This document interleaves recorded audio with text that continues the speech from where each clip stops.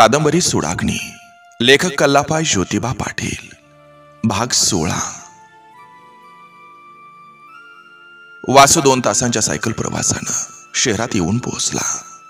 वसतिगृहाच्या बाहेर सायकल लावली। मध्यरात्र ओलांडून गेली होती। वेगानं 2 तास सायकल मारून वासू चांगलाच घामानं चिंब भिजला होता, पण दमला नव्हता, कारण ते शरीर व्यायामाचं होतं। नियमित सायकल मारण्याचा सराव केलेलं होतं, देहानं आणि सुडानं पेटलेलं होतं। त्यामुळे आजची झालेली धावपळ, केलेलं धाडस याचं वासूला त्रासदायक असं काहीच वाटत नव्हतं, कारण त्यानं आज आपला पण पूर्ण केला होता। आपल्या बापाच्या खुनाचा बदला घेतला होता। आता वादळानंतरची शांतता त्याच्या घामानं डबडबलेल्या चेहऱ्यावर दिसत होती। वसतिगृहाबाहेर शांतपणे आणि आवाज न करता हळवार सायकल लावली। तिथंच आलेला घाम मफलरनं पुसला आणि कंपाऊंडवरून अलगद उडी मारून वसतिगृहातील आपल्या खोलीत जाऊन झोपला।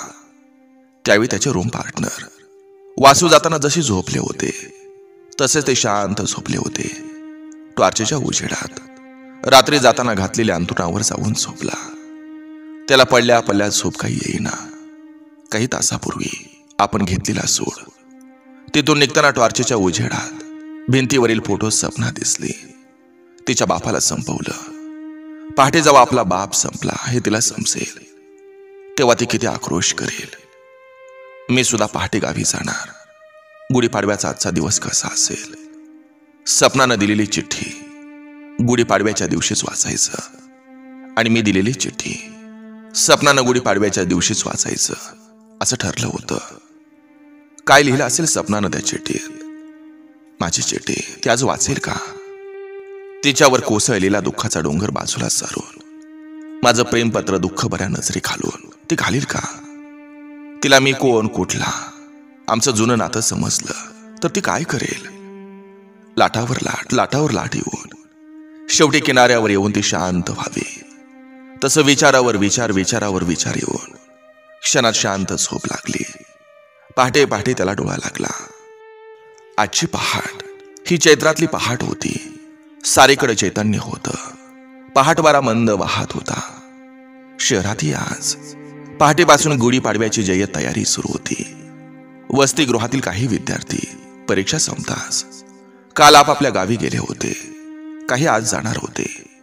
पहाटे पहाटे वासूच्या रूम पार्टनरशी वासूला हाक आली, अरे वासू उठ की रे। अरे आज इतका वेळ कसा काय झोपला रे? ए वासू, अरे सर्वांच्या आधी उठतो दररोज तू, आम्हाला हाक मारतो। अरे वासू, अरे आज कसा शांत झोपलाय? त्याला पुन्हा हाक दिली, अरे वासू आपल्याला गावी जायचं आहे वासू। तसा वासू खडबडून उठला। लाल झालेले डोळं चोळत शौचाला गेला। आंघोळ केली, आपल्या साऱ्या सामानाची आवराआवर केली आणि रूम पार्टनरला म्हणाला, मित्रांनो, आपण आता आपल्या आपल्या गावी जाणार। आता आपली लवकर भेट होणार नाही। आज तुम्हाला मी सर्वांना चहा देतोय, चला। वासूचा मित्रप्रेम, त्याचा उत्साह पाहून एक मित्र त्याला म्हणाला, अरे वासू, आज तू खूप खुश दिसतोय। परीक्षा संपली म्हणून की गावी जाणार म्हणून? वासू खुशीत येऊन म्हणाला, हे बघा दोस्तानो, चहा हे निमित्त असतंय। आपल्या भेटी होणं हे शिक्षणाचं निमित्त आहे, आणि अशा निमित्तानं नाती जोडली जातात ना। रक्ताच्या नात्यापेक्षा ही जोडलेली नाती खूप चांगली असतात रे। आणि असंच हे आपलं जोडलेलं मित्रत्वाचं नातं टिकावं, स्मरावं, एकमेकांना उपयोगी पडावं, म्हणून देव आपल्यासारख्यांना एकत्र आणत असतोय। असं बरंच काही सांगत वासूनं साऱ्यांना चहा पाजला। सारे वसतिगृहावर आले। वासूनं हॉटेल मालकाची सायकल पोहोच केली, त्यांचा आशीर्वाद घेतला। त्यानंतर जी मालकाला भेटला, त्यांच्याही पाया पडला।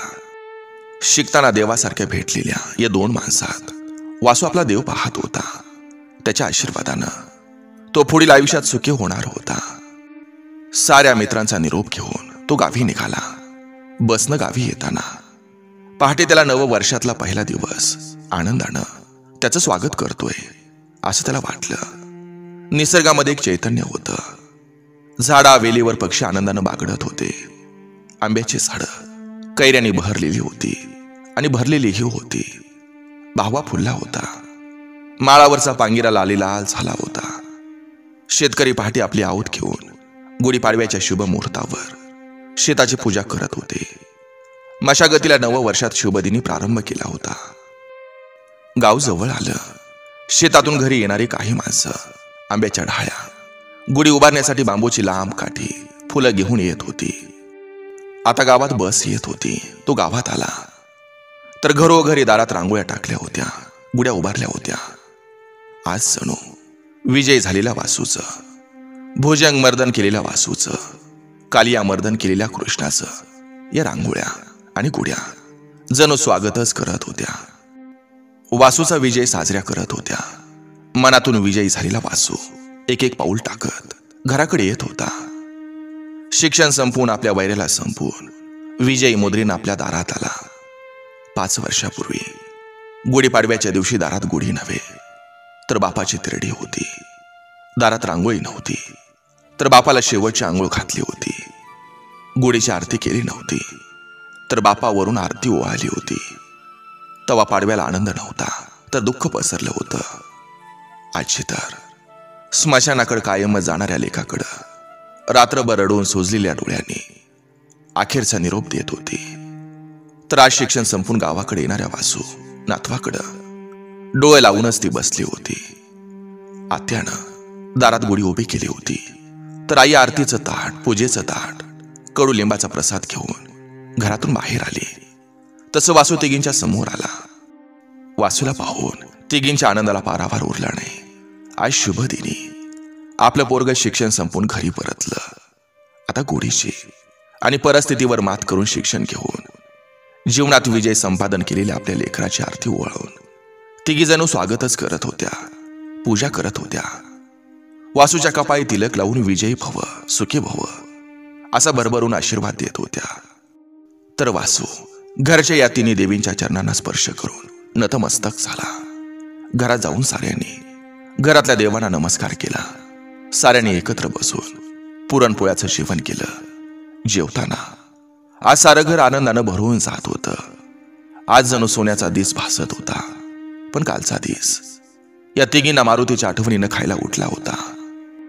सारे पुरणपोळ्या खाऊन जेवून उठताना मगापासून असणारा आनंद वासूच्या चेहऱ्यावरून घसरला होता. आईला वाटलं वासूला बापाची आठवण झाली असेल. असं होतंच की सुखाच्या क्षणी आपल्या जीवलगाची आठवण होतेच की. तशी वासूला बापाची आठवण झाली असणार. अचानक नाराज झालेल्या वासूकडे पाहत जेवणानंतर पुन्हा एकदा तिघींच्या डोळ्यात पाणी आलं. तिथून वासू मागच्या दारी गेला. एका दगडावर जाऊन दगडासारखा गप्प बसला. खरंच ज्याचं दुःख त्याला असतं, ज्याचं मन ज्याच्यात गुंतलं त्यालाच त्याचा त्रास होतो. वासून गुढीपाडव्याच्या आदल्या रात्री आपल्या वैऱ्याला संपवून आपल्या बापाच्या खुनाचा बदला घेतला होता. त्यानं तो शांत झाला होता. पण आनंद झाला नव्हता. का तर त्यावेळी काही क्षणात अंधाऱ्या खोलीतील त्या भिंतीवरील सपनाच्या फोटोनं त्याला चक्रावून टाकलं होतं. नियतीला असंच घडवायचं होत असेल तर नियतीला अजून काय काय घडवायचंय ते तिनं आधीच ठरवलेलं असतं. आपण फक्त निमित्त असतोय असा विचार करत वासू शांत बसला होता. एवढ्यात आई वासूला हाक मारत मागील दारी आली. अरे पोरा वासू, अरे गावात एका बातमीची चर्चा सुरू आहे. चर्चा म्हणताच वासू तर अक्षरशः उडालाच, घाबरला आणि विचारायला लागला, काय गाई, कसली ग चर्चा? दबक्या आवाजात आई सांगायला लागली, अरे आपल्या अंजी आत्याचा धीर भुजंगला झोपेत झटका आला म्हण, अशी गावात चर्चा चालू आहे. आंतरिक भीती लपवत कावरा बावरा होत मोठ्या उत्सुकतेनं वासू विचारायला लागला, आई कुणी सांगितलं तुला हे? आई पुढं सांगायला लागली, अरे पोरा वासू, गावात माणसं बोलायला लागल्यात. सकाळी म्हणे अजून का भुजंग उठला नाही म्हणून बघत्यात तर तो झोपेतच मेला होता. सांगताना तिचा राग उफावून आला होता. लेकाला सांगत होती, होय पोरा, खरंय र, देव काय झोपला नाही बरं का, नाही सोपला. अरे ज्यानं पाप केलं त्याला तो सजा देतो बघ. त्याची येळ भरून यावी लागते आणि त्याची येळ भरून आली आता. पाप्याच्या पापाचा घडा भरला की तो संपलाच म्हणायचा. तो इशारी साप माझ्या धन्याला 5 वर्षापूर्वी होय पाडव्याच्या आदल्या दिवशी ढसला होता आणि त्याला बिकाळानं भर पाडव्यालाच नेलं बघ. पाडव्यालाच नेलं त्याला. आई आता मात्र मनावरचा ताबा सुटल्यावानी बोलत होती. खरंय तिचं कुंकू या भुजंगानं पुसलं होतं. तिच्या वेदना त्रास तिनं लई सहन केल्या होत्या. घरचा करता गडी गेल्यावर सारा प्रपंच ती घेणे मोठ्या निकरानं केला. लई लई सोसले या तिन्ही माऊलीने. जिद्दीनं आणि कष्टानं वासूला शिकवलं होतं. आज भूषण गेल्याचं, वैरी तो वैरी गेल्याचं, आपला सोऱ्या गेल्याचं. वासूच्या घरी कशाला दुःख होईल. वासूचा बाप गेला त्यावेळी त्याच्या घरचं कोणी आलं नव्हतं की साधी चौकशी करायला आलं नव्हतं. अंजीचा पती जाताच तिला माहेरी पाठवलं. ते परत तिला नेलंच नव्हतं. मग आता वासूच्या घरच्याने काय दुःख करावं आणि कशाला अश्रू ढाळावेत. काही वेळात दुसरी बातमी येऊन घरी आदळली. कोणतरी सांगत आलं, हो तुम्हाला काय कळलं का? अहो भोजंगला झोपेत झटका आला आणि सकाळी अजून का उठना म्हणून हाका मारून हलवतात. तर तो थंड झाला होता. अहो पहाडासारखा गडी लाकडासारखा झाला होता, संपला होता. आणि भुजंग संपला असं कळताच घरातील सगळ्यांनी मोठ्यानं टाहो फोडला. घरात लहान मोठ्यांची बाया माणसांची एकच राडारड सुरू झाली. आणि भुजंगचा भाऊ नागेश तो बी मोठ्यानं हंबरडा फोडून रडायला लागला. आणि काय सांगावं त्यातच त्याला झटका आलाय. तळमळला आणि मान आडवी टाकली त्यानं बी. काय झालं काय माहित. असं म्हणस्तोवर त्याचा जीव बी गेलाय. अहो तो भुजंग आणि त्याचा नागेश बी भाऊ गेला, संपला तो. सांगणारा ही वार्ता सांगून निघून गेला. तसं वासूची आई पुटपुटली.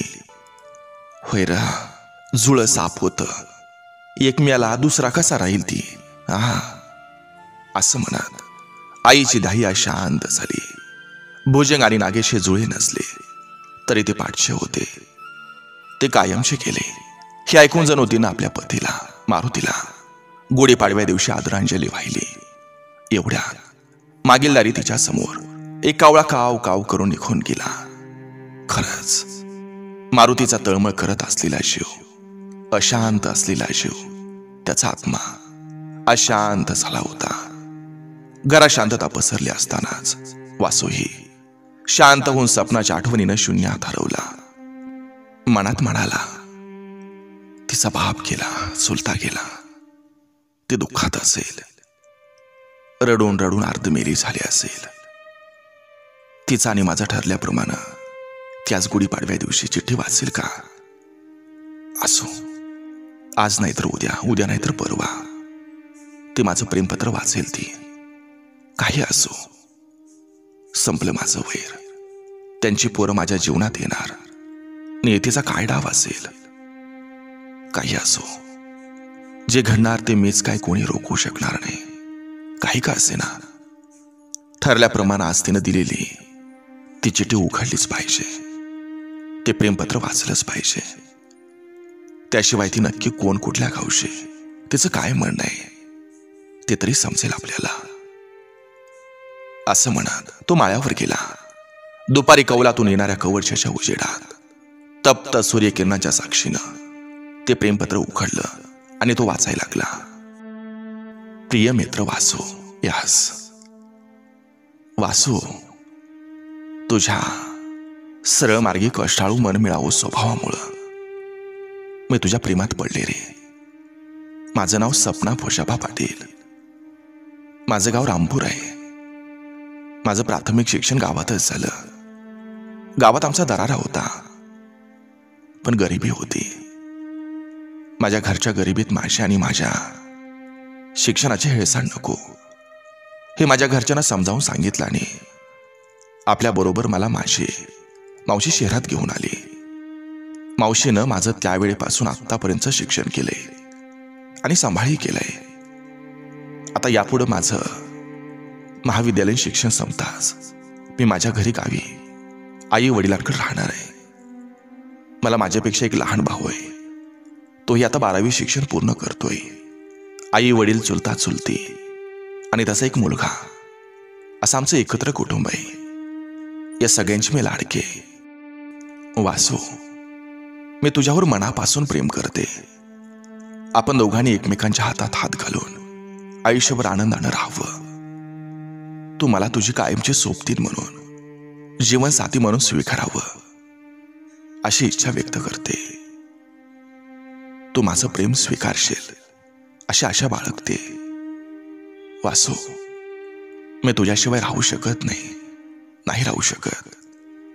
हे माझ्या जीवनातलं पहिलं पत्र तुला लिहिते. मी तुझी वाट पाहते. तुझी मैत्रीण सपना.